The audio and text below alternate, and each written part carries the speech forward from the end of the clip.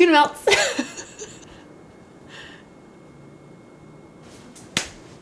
Tuna melts, that's what we're making today. Why are we making tuna melt today?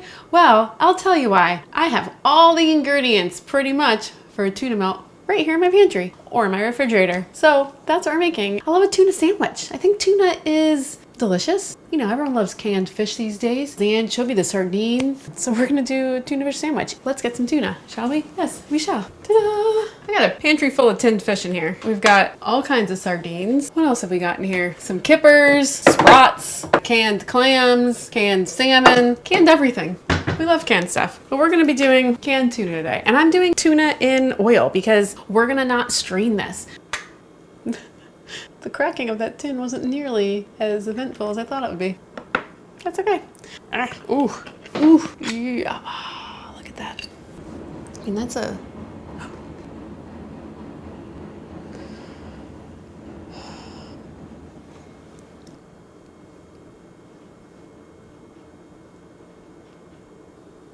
Cut. I am truly the fucking worst. Tuna fish. Fork it into our bowl. We will put our tuna. Tuna packed in oil. Try not to spill it on your floor. We're gonna fork it right in there. Keep the oil in there as well. Honestly, before canned tuna was really popular, it was all about canned sardines. I think tuna was mainly imported and canned by Italians. Canned tuna was actually the most popular canned fish from like 1950 to 2000 or something. Like for 50 years, tuna was the canned fish of choice. So we're gonna do about equal parts tahini, water, and lemon juice and whisk it up together.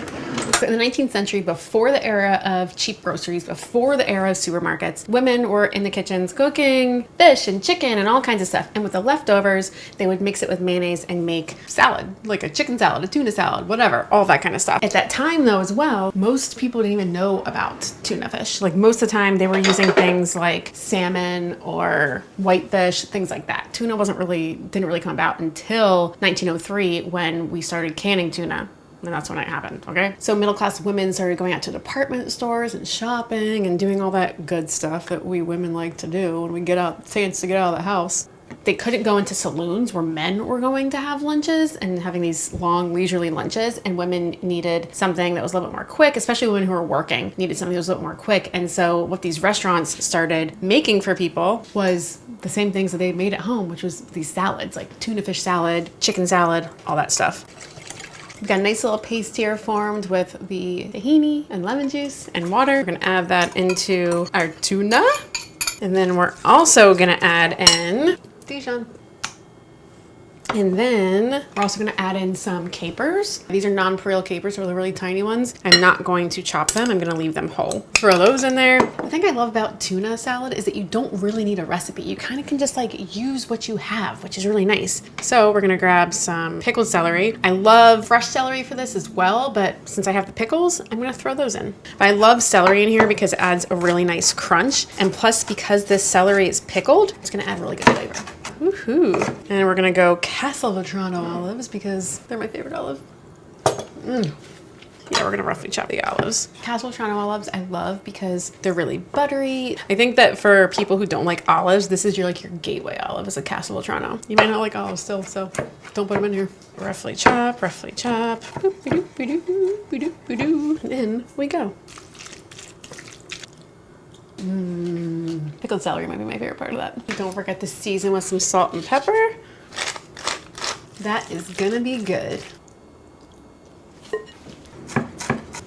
I like to put tomato on my tuna melt because I think it's delicious. If it's not in season though, I won't. For this today, I will add a tomato. I'm gonna use for bread, just some normal kind of sandwich loaf. Oh, and the cheese. The cheese. Oh, the cheese. We're gonna use a mixture of cheddar and Munster. Mac and cheese.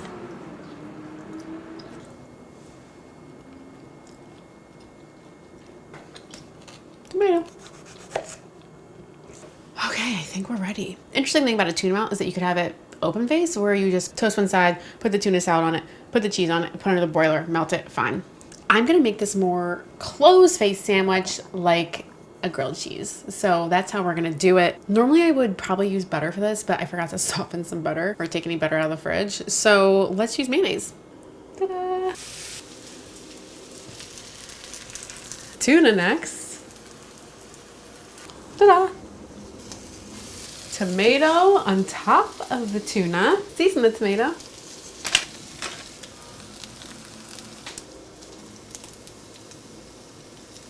Yeah.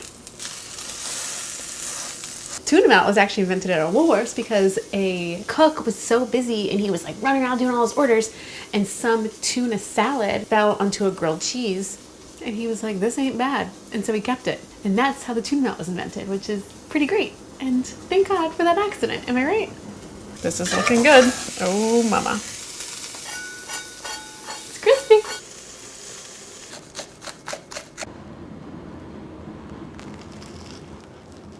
It's absolutely perfect. The cheese is oozing out of it.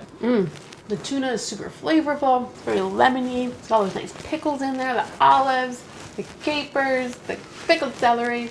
It's delicious. More accidents like this should happen in the kitchen, I think, right? Yes, for sure. I love a tuna melt. I hope you love it too. Bye.